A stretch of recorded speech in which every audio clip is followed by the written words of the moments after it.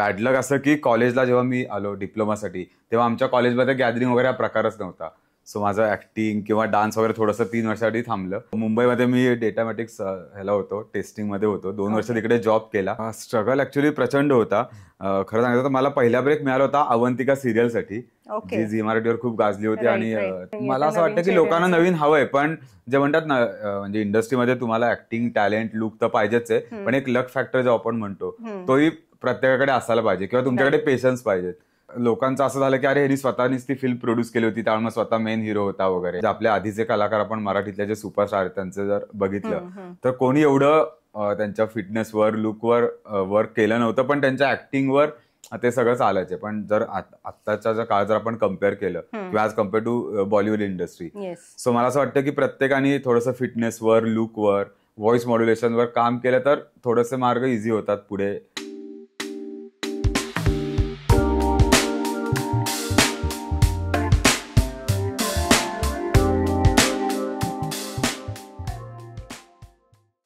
सलाम, नमस्ते, सत श्री अकाल. मी आहे डॉक्टर दीप्ती वाघमारे. आजच्या आपल्या दीप्ती टॉक्सच्या पॉडकास्टमध्ये तुमचं पुन्हा एकदा स्वागत आहे.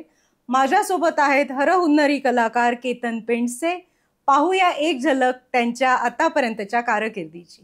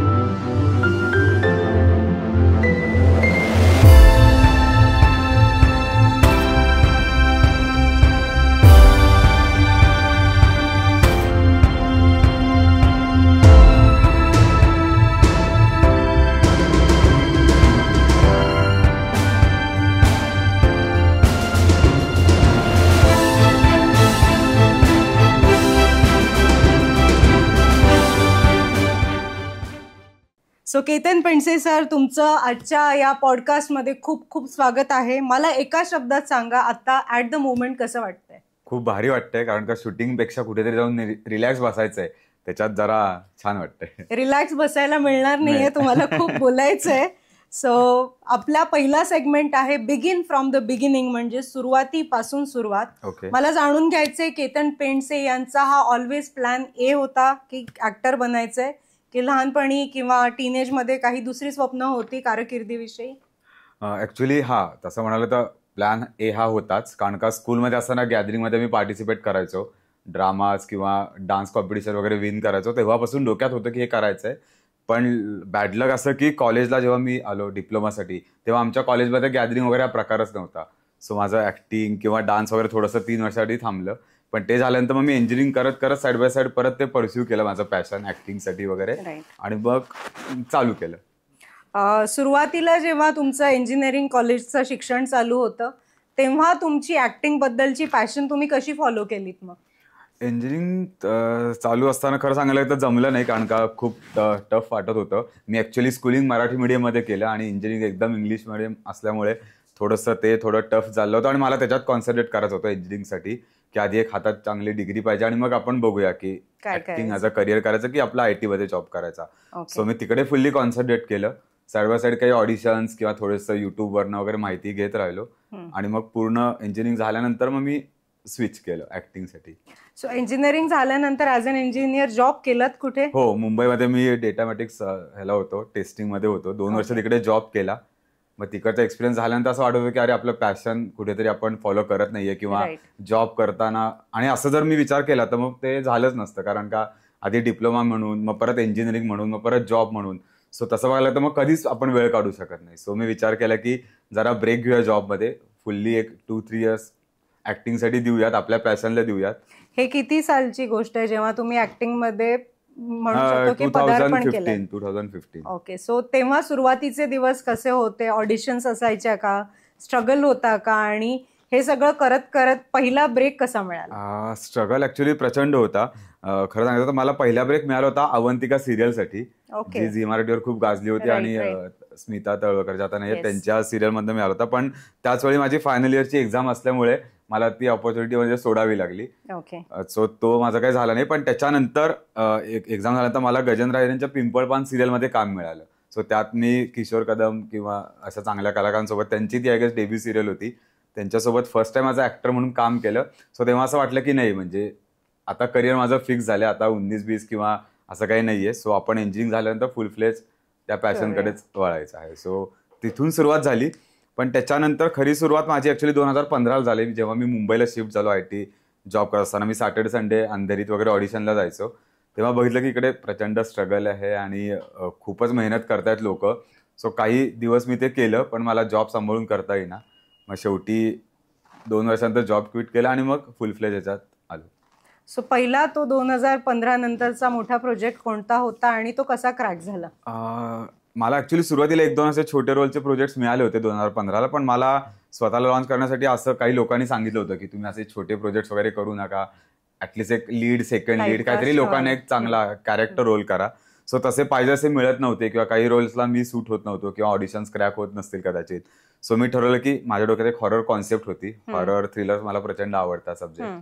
सो मी ठरवलं की आपण त्याच्या थ्रूच आपला डेब्यू करू. मग मी स्वतः स्टोरी लिहिली आणि स्वतः माझं प्रोडक्शन हाऊस आहे ग्लॅम फेम एंटरटेनमेंट, त्याच्या अंडर ती प्रोड्यूस केली आणि स्वतःला जो ऍक्टर म्हणून लॉन्च केलं. सो 2015चा तो माझा पहिला प्रोजेक्ट होता. सो तुम्ही तुमच्या होम प्रोडक्शन थ्रू स्वतःचं सेल्फ लॉन्च केलं म्हणू शकतो, कारण की अनफॉर्च्युनेटली आपण नेपो किड्स नाही आहोत आणि आपल्याला लॉन्च करणार कोणी नाहीये. मी आधी पण आपण जेव्हा काल डिस्कस केलं होतं तेव्हा हे बोलले होते की हे खरं तर एक दुर्दैव नाहीये का, की इतके कलाकार असून सुद्धा आपल्याला इतका वेळ लागतोय आणि सेल्फ लॉन्च किंवा होम प्रोडक्शन असे ऑप्शन्स. कारण आता इतक्या कलाकारांच्या आर्टिस्टशी मी बोलतेय काही महिन्यांपासून, त्यातनं हे कळतंय की लोकांना नवे चेहरे बघायचे नाहीयेत. So what do you have to say? नाही, असं नाही. उलट लोकांना आजकाल नवीन बघायचंय, कारण का लोकांना तेच सिरियल मधले फेस, तेच परत फिल्म मध्ये किंवा तेच रिपीटिव्ह न्यू बघता कास्टिंग का होत नाही. मला असं वाटतं की लोकांना नवीन हवंय. पण जे म्हणतात ना, म्हणजे इंडस्ट्रीमध्ये तुम्हाला ऍक्टिंग टॅलेंट लुक तर पाहिजेच आहे, पण एक लक फॅक्टर जो आपण म्हणतो तोही प्रत्येकाकडे असायला पाहिजे किंवा तुमच्याकडे पेशन्स पाहिजेत. की जर आज मी ऑडिशन दिलं किंवा एक 4-5 ऑडिशन दिलं म्हणजे मला लगेच मिळालंच पाहिजे असं नाहीये. लोक वर्षानुवर्ष त्याच्यात स्ट्रगल करतात, तेव्हा एक चांगला ब्रेक मिळतो आणि तिथून पुढे त्यांचा प्रवास सुरू होतो. सो तुम्ही किती ऑडिशन्स दिल्या आतापर्यंत? मी खूप कमी दिल्या, मी फक्त 4-5च दिल्या. आणि त्याच्यानंतर मी ठरवलं की आपण हे काय आपल्याला जमणार नाही की 1 वर्षभर ऑडिशन देत राहा मग कुठेतरी मिळालं तर काम करा. सो मी ठरवलं की आधी आपण स्वतःला लॉन्च करू, आपलं एक प्रोफाईल बनवू आणि मग लोकांपर्यंत जाऊ. पहिला जो प्रोडक्शन होतं तुमचं सेल्फ प्रोडक्शन, होम प्रोडक्शन, त्याच्या मेकिंग बद्दल, तो कसा रिसीव्ह झाला त्याबद्दल सांगा. सुरुवातीला टेन्शन होतं, कारण का एक तर माझं लॉन्चिंग होतं, स्टोरी माझी होती, त्यामुळे सगळीकडे मला धावपळ करावी लागायची. मी स्वतः प्रोड्युसर रायटर असल्यामुळे काही डाऊट आला कुठल्याही टीम मेंबर्सला की ते सगळे माझ्याकडे यायचे. आणि त्यावेळी थोडासा लहान असल्यामुळे मला आणि नॉलेज नसल्यामुळे थोडंसं खूप टेन्शन असायचं की सेटवर काय करू काय नाही. पण सगळ्यांनी सपोर्ट केला, सगळे कलाकार, टेक्निशियन्स चांगले होते आणि झाला तो प्रोजेक्ट. म्हणजे लोकांना आवडला, थिएटरमध्ये पण चांगलं त्याला रिस्पॉन्स आला आणि मग नंतर तो झी वाल्यांनाही आवडला. मी त्याला दाखवला होता, मग आता झी5 वर तो आहे. Okay, great. मुव्हिंग फर्दर, पुढचा माइलस्टोन आपल्या करिअर मधला कोणता होता? त्याच्यानंतर म्हणजे लोकांचं असं झालं की अरे ह्यांनी स्वतःनीच ती फिल्म प्रोड्यूस केली होती, त्यामुळे स्वतः मेन हिरो होता वगैरे. पण झालं असं की माझ्यासोबत जे आर्टिस्ट होते म्हणजे खुशबू तावडे, संस्कृती बालगुडे, अश्मित पटेल फर्स्ट टाइम मराठीत आला होता, उदित नारायणनी मला प्लेबॅक सिंगिंग केलं होतं. सो ते बघून 2-4 ठिकाणी मी, दिस इज द गुमनाम थ्रिलर, एक thriller night. Okay. So team चांगली होती आणि रिस्पॉन्स चांगला आला आणि बिकॉज ऑफ झीवर गेल्यामुळे जास्त लोकांपर्यंत तो पोहोचला मूवी. आणि मग तिथून मला 1-2 ऑडिशनसाठी कॉल आला आणि मी त्यांना ऑडिशन लुक टेस्ट पाठवले आणि झालं सिलेक्शन. सो त्याच्यानंतर मी एक अगम्य नावाची फिल्म केली, जी आम्ही अख्खी गोव्यात शूट केली होती. आणि ती पण बिकॉज ऑफ हॉरर माझा पहिला असल्यामुळे त्याच्यामुळे मला ती पण तो हॉरर मूवी लगेच मिळाला सेकंड, ज्यात मी, अभिराम भडकमकर आणि ओंकार कर्वे अख्ख्या तिघांवरती फिल्म आहे. म्हणजे पहिली फिल्म अशी आहे की ज्याच्यात सॉन्ग नाहीये, एकही फिमेल आर्टिस्ट नाहीये आणि तिघांवरती ती फिल्म. आणि कुठे बघायला मिळेल? ती आता रिलीज होईल, त्यांचं चाललंय थिएटरला किंवा त्याच्यानंतर OTT. खूपच वेगळी कथा वाटते आणि नाव सुद्धा खूप छान आहे त्याचं. आणि कोकण म्हणल्यावर तर डेफिनेटली. मुव्हिंग फर्दर मी बघू शकते की केतन तुम्ही तुमच्या फिटनेसवर तर काम केलेच आहे, but you also worked a lot on your voice modulation.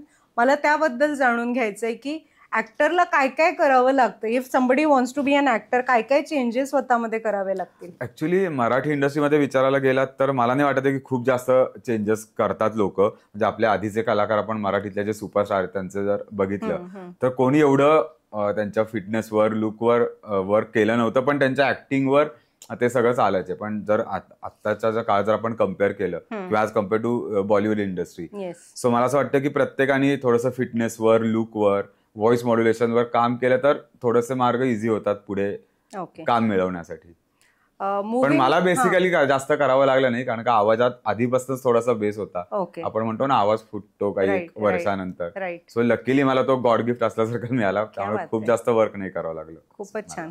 So अगम्य नंतर पुढच्या वेगवेगळ्या चित्रपटांमध्ये वेगवेगळ्या प्रकारच्या भूमिका तुम्ही करत आलात. मी ह्याच्यामध्ये बघते की थ्रिलर हा तुमचा किंवा हॉरर हा तुमचा आवडता जॉनर आहे. आवडता जॉनर आहे, पण झालं असं की जसं आपण म्हणतो की आपण एखाद्याला एका रोलमध्ये पाहिलं तर लोक साधारण त्याच रोलसाठी अप्रोच करतात. एखादा कॉमेडी कलाकार आहे तिकडे तो फेमस झाला तर तसेच त्याला रोल मिळतात. तसं माझं असं झालं की म्हणजे मला वेगळे करायचे होते रोल्स, पण एक फिल्म त्या केली आणि ती चालली. त्याच्यानंतर एक शॉर्ट फिल्म केली ती मी केतकी चितळेसोबत गुप्त नावाची.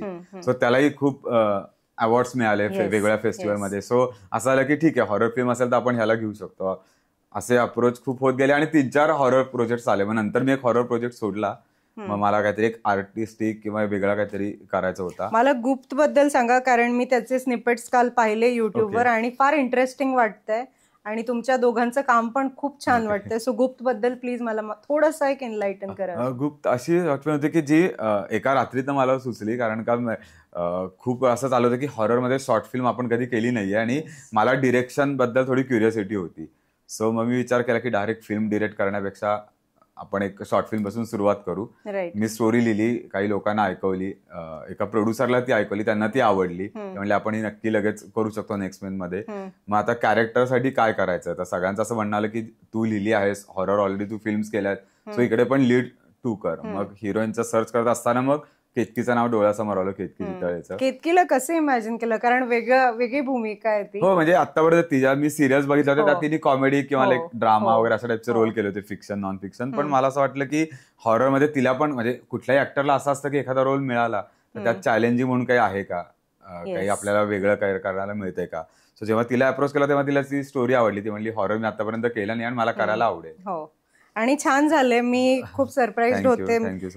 केतकीचा पण अभिनय बघून खूप छान काम केलंय तुम्ही दोघांनी आणि ही फिल्म जास्त लोकांपर्यंत पोहोचायला पाहिजे.